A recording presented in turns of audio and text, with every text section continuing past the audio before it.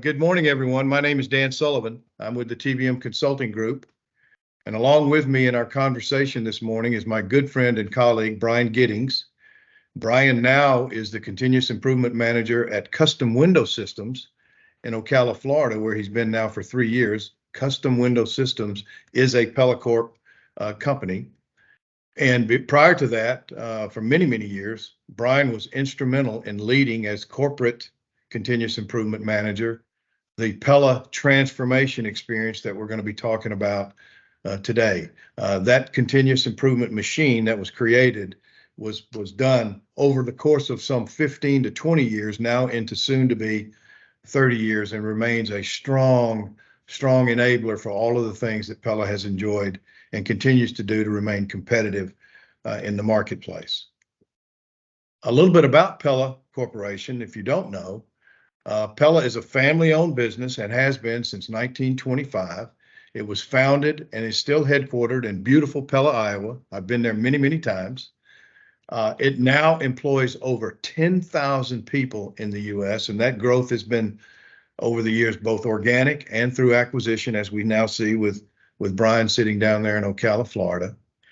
And it's a household name in the window and door industry. The brand, as we call it, the Bullseye, is very famous to many, many people, and it's near and dear to our hearts. So with that, I'd like to frame up the conversation this morning. Brian and I are going to be talking about what are the key factors that have enabled Pella Corp to be successful over those now 30 years of what we call the continuous improvement experience. And Pella has migrated both good times, bad times, market shifts, significant market shifts for the high-end window business. So we'll talk about that a little bit in a general conversation today. So let me begin with manufacturing operations and competitiveness. And Brian, if you would, tell us a little bit about what you think has enabled flexibility or variation management, or all things that help you be successful in what I'll call high demand and maybe less than high demand circumstances over the years. Thanks, Dan. Yeah, key for us is really our continuous improvement journey, which we started back in 1993. Before that, we were known as a company that had a very good product, had hard to get, it was very expensive, and we were known for having price increases every year. And so back in 93, we got TBM involved and started our continuous improvement journey, which involved getting everybody involved. I think that's been a key for us, is getting the team members involved, giving them the authority to make changes and to daily make improvements to our process. Our goal has always been not just to roll out new tools for them, but to really get the people that use these tools to have a culture change. And that's been critical for us over the 30 years that we're doing continuous improvement. We were always known as a company that the corner office made all the decisions. Now we're a company that every week have teams going on, and every week through our processes making tremendous improvements. Great, Brian. That's wonderful news. Now, I can recall in the early years, and again, for those of you on our call this morning, Brian and I have known one another almost 30 years. We worked very, very closely together for about 15 years in those early on years. I was in Iowa quite a bit. As a matter of fact, I contemplated getting an Iowa driver's license. But anyway, I can recall that when we would do work in the factories, Brian, we often would set ourselves multiple staffing levels. And we would create a high demand, a medium demand, and a low demand scenario so that we could migrate up and down. Did you find that beneficial in demand shifts over the years? Yeah, it's something that's been critical for us over the years. Demand goes up and down. We've just seen that recently here at CWS. We originally started here, sales was going tremendous, so we had one level of manning.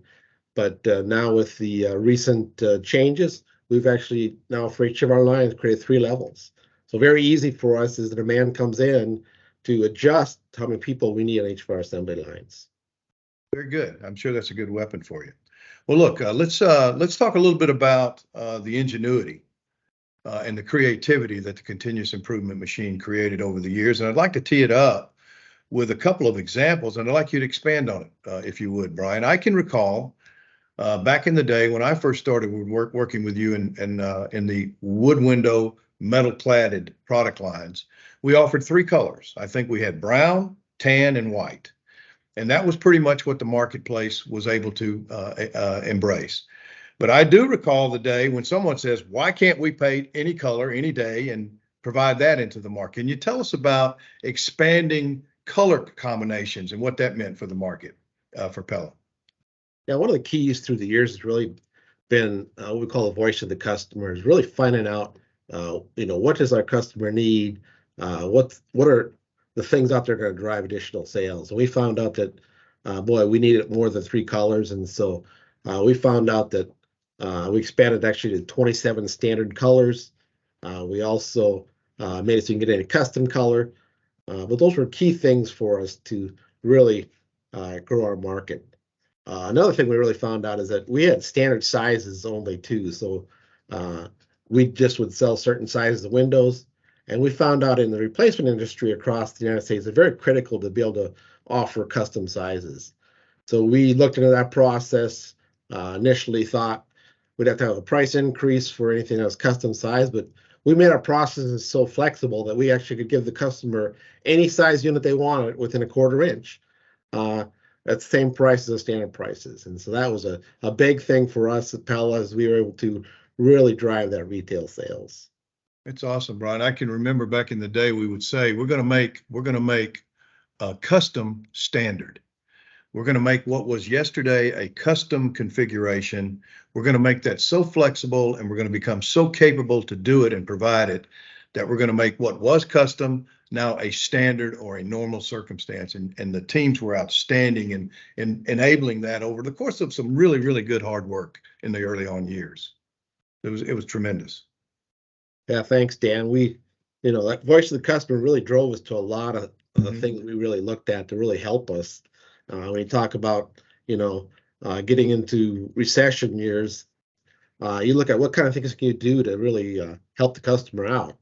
And so we actually got into where, besides just building windows, we started offering our customers caulk. We started offering them coil. So we started offering them all the things they needed to be able to install their product. So we actually came up with 27 different caulk colors that matched the colors of our exterior units. We actually also came up with custom colors of caulk. So if you bought a Minnesota Viking purple window, we could offer you a Minnesota Viking purple caulk to match. Spoken like a true Viking fan. I like that. Exactly.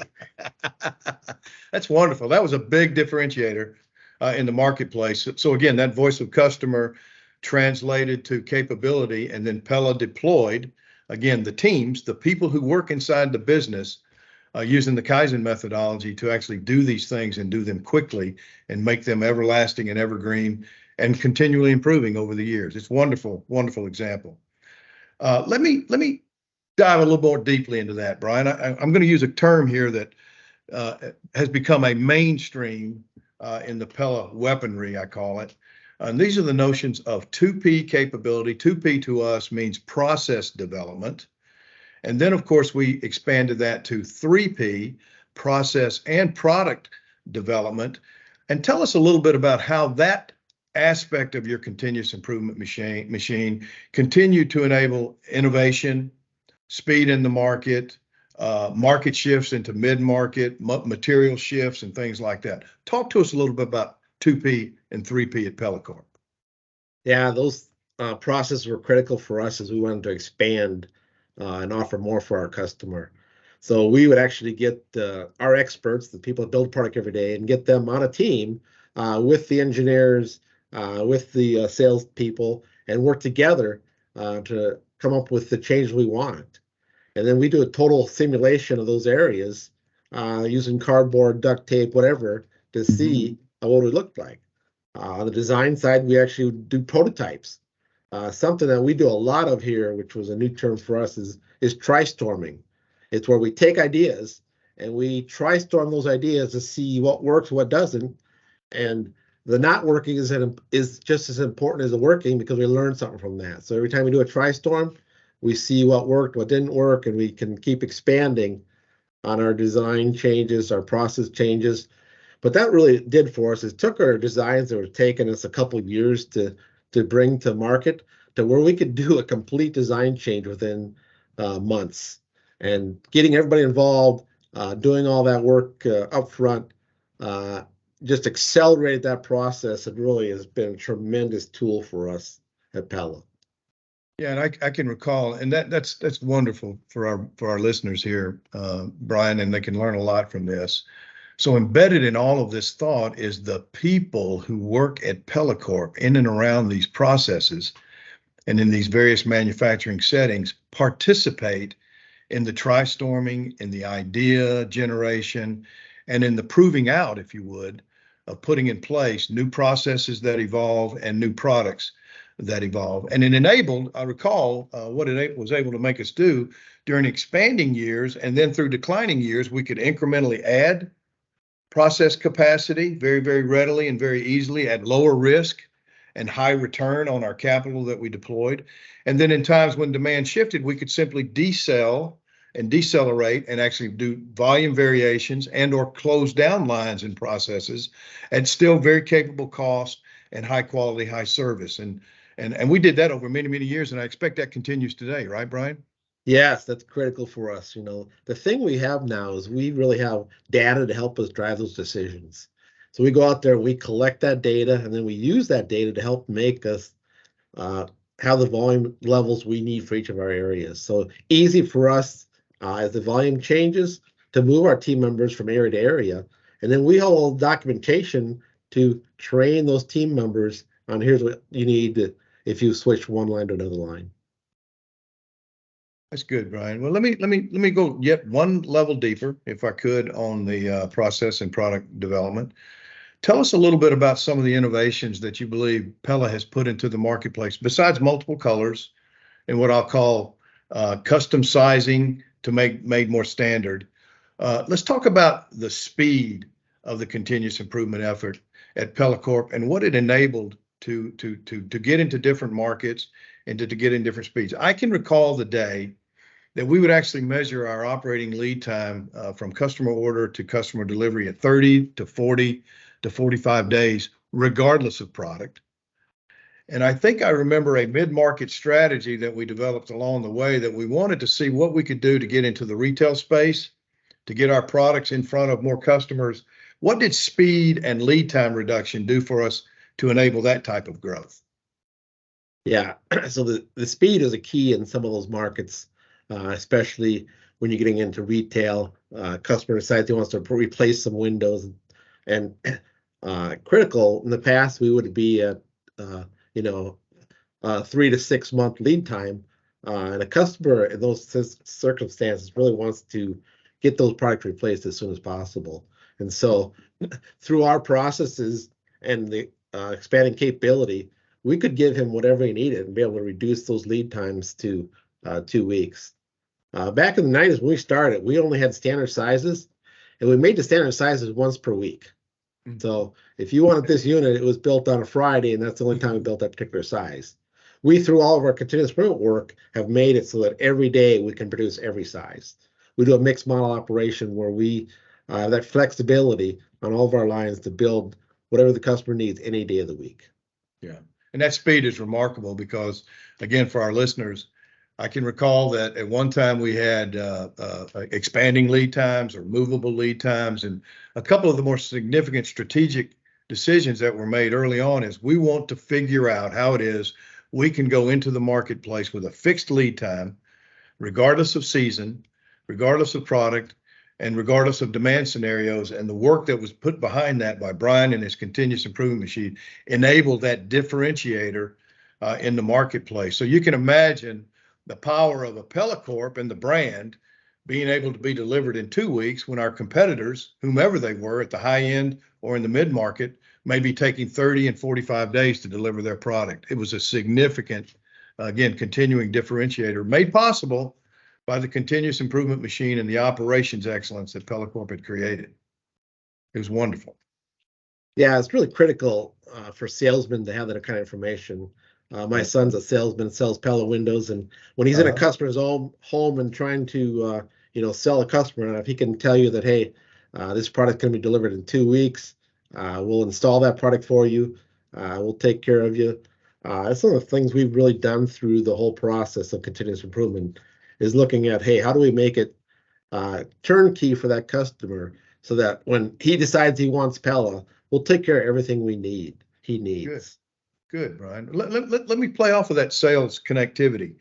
I believe one of the remarkable enablers for any company to be successful over time, through good times, bad times, high demand, low demand, recessionary or not, is to have a continuous improvement machine that is connected well end to end. And one of the things that we did very early on at Pella Corp, I can recall, is our sales organizations were engaged in the process and were made part of things that looked like, why does lead time need to shrink and will it be a competitive advantage for us? And they participated in a lot of that decision making. So the end-to-end connectivity of sales, marketing, engineering was instrumental early on in making sure that what we were doing really mattered in terms of selling and creating more demand. Yeah, I think it was critical initially. The thought with this is a manufacturing only thing, but didn't take us very long to determine that, hey, this can have an impact to the whole value chain. And so we got sales people onto our initial teams, got them involved, and really showed them how every process we have throughout the company can be improved. And so they started getting excited and really helped us when we wanted to go to these fixed lead times and really the advantages that could give Pella going forward.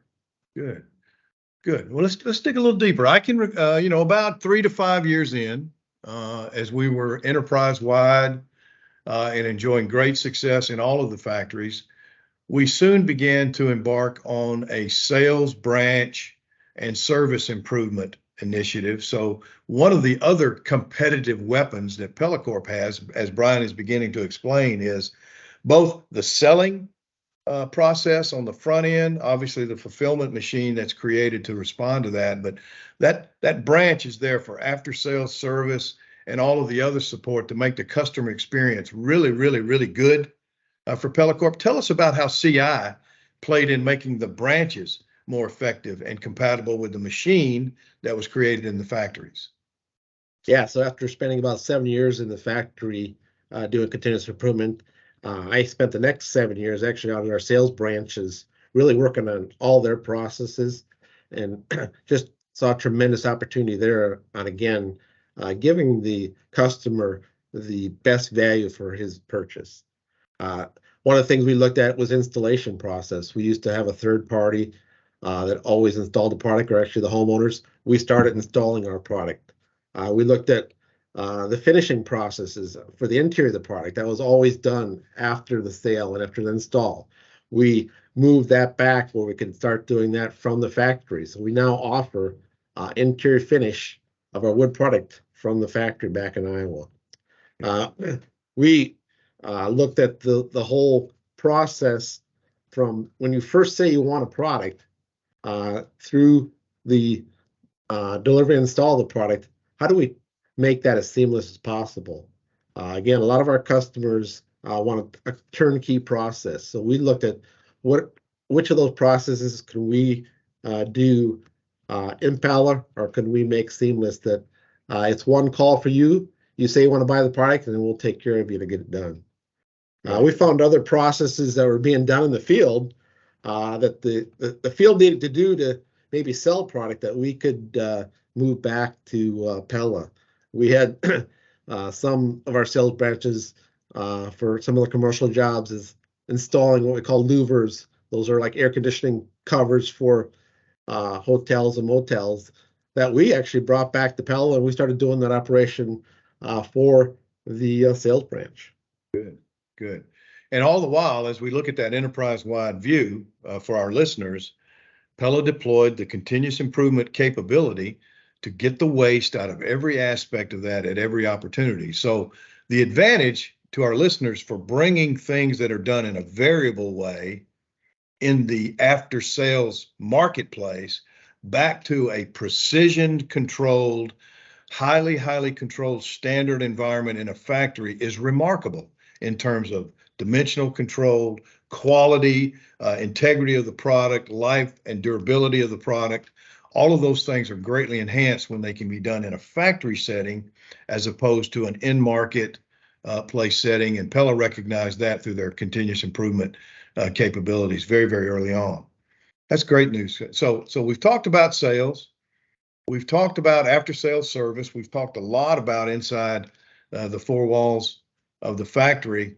The big picture things that I can recall, Brian, that if you could summarize for us and actually expand on, if you would.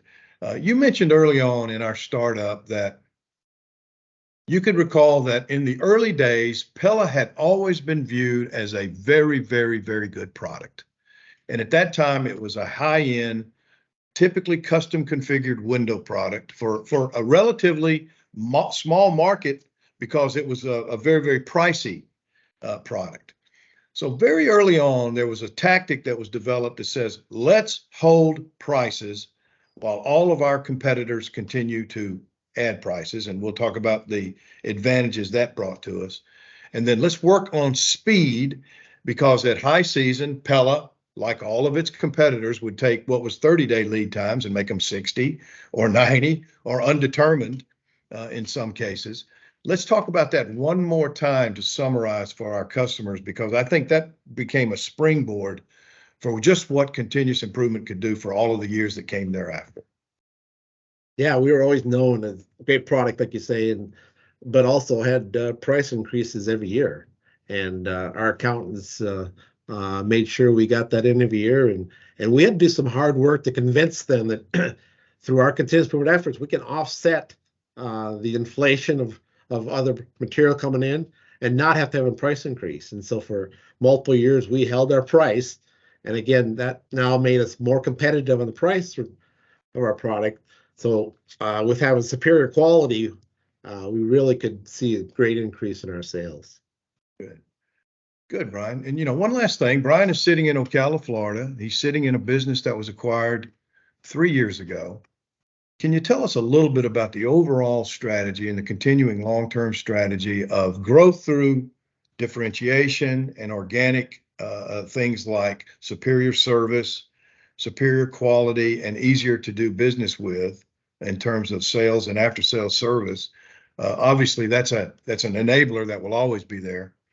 But talk a little bit about how Pella has migrated through the different material types in the window and door business, as well as the price points through acquisition strategies, such as the one you're sitting in today in Ocala.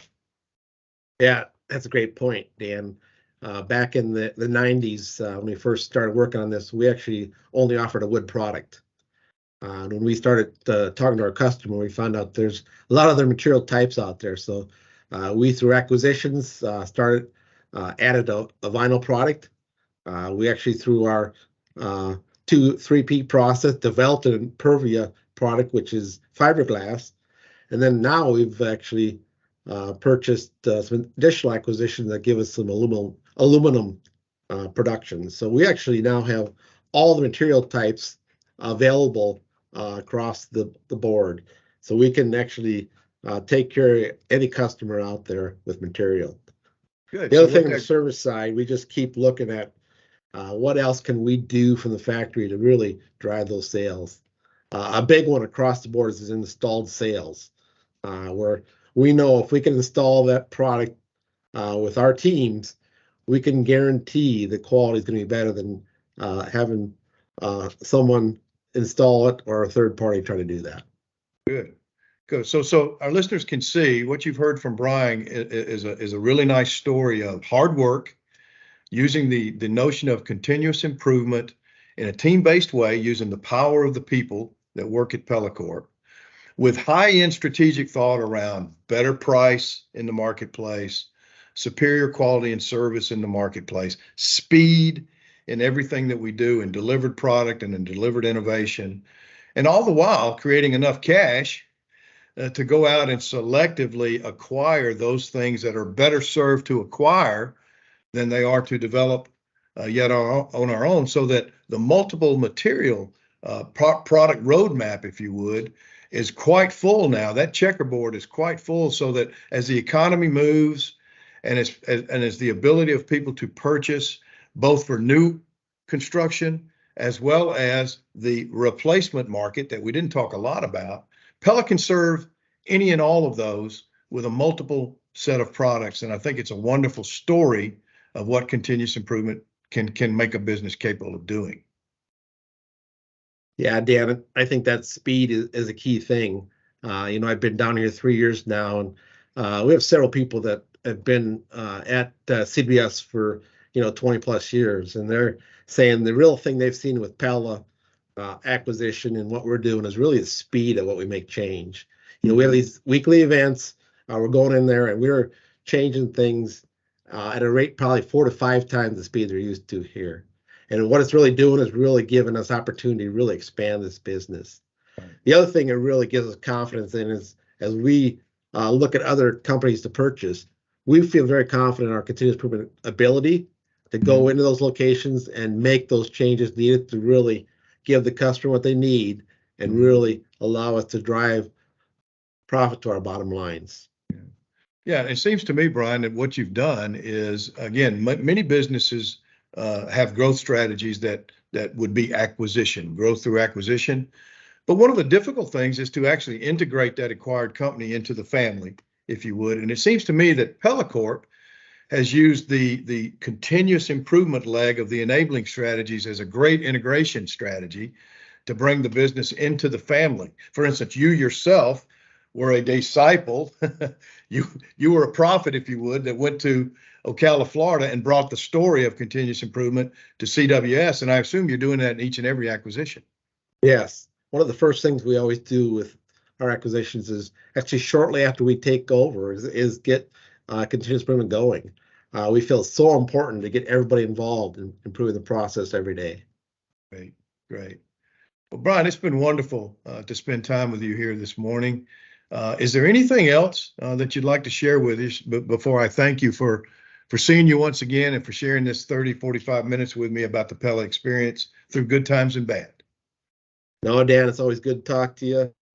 I just want to add that it's a lot of fun. It's really rewarding to go out and every day to improve your processes. And it really makes the days go by fast. And we see great benefits from what we're doing. Absolutely. And the biggest thing we really see is just the team members we work with every day saying, wow, it's amazing how much easier we've made our processes, how much more we enjoy what we're doing, and make their days more rewarding. That's absolutely a good story. And Brian is very much like me, listeners. Brian has made his life's work continuous improvement and process improvement. And so have I at TBM Consulting Group. And so that's why we're kindred spirits over these last 30 years. And it's been great to see you, Brian. And thank you once again on behalf of TBM and the TBM family for participating in this discussion with me this morning. Hey, Dan, it's always great to talk to you and work with TBM. Thank you, buddy. Thanks. So long. Thanks.